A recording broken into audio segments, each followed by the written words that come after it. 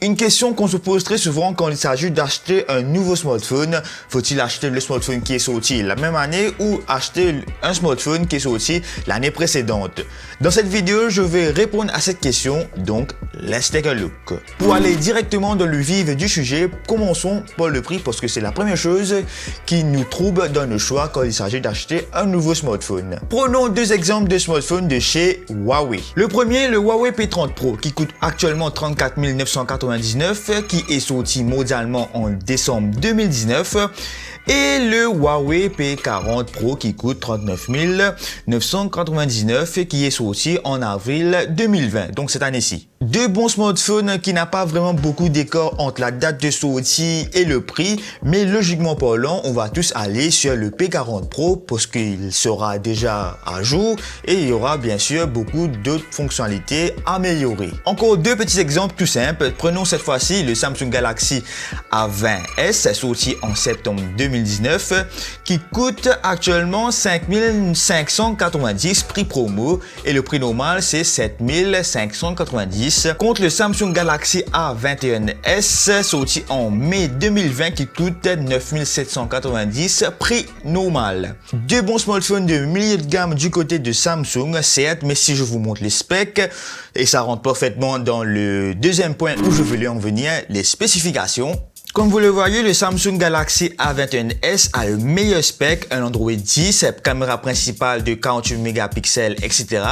Sur le Galaxy A20s, certes, vous aurez une mise à jour concernant l'OS, donc de l'Android 10, mais dans un an ou deux, par exemple, le Samsung Galaxy A21s aura déjà une mise à jour pour de l'Android 11 ou même une version bêta de l'Android 12 et l'autre restera toujours sur son Android 10 parce qu'il sera déjà obsolète. En gros, où je voulais en venir, c'est de ne pas vous faire avoir par les prix promo. Certes, ça dépend de votre budget, mais aussi le fournisseur de la vente, c'est du marketing, je comprends. Mais en tant qu'utilisateur, je trouve qu'il est important d'être à jour, surtout si vous êtes un utilisateur pro, donc vous utilisez votre smartphone pour le travail, etc.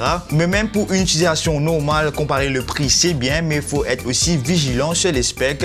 Comme dit ce dicton mauricien, Beaumarchais, coup de cire. Troisième et dernier point qui fait confusion dans vos têtes quand il s'agit d'acheter un nouveau smartphone, c'est bien sûr le design.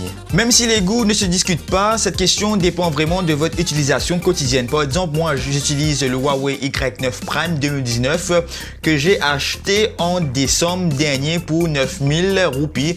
Avant ça, j'utilisais le Huawei P10 que j'avais acheté en 2018 pour 22 000 roupies. Alors pourquoi moi j'ai changé? Tout simplement, même si le Huawei P10 fonctionne encore aussi bien, mais en termes de multimédia, il me convenait plus car au quotidien je regarde souvent des vidéos YouTube, séries Netflix, etc. Et je suis souvent multitasking, je peux regarder une vidéo YouTube et répondre à un texto en même temps.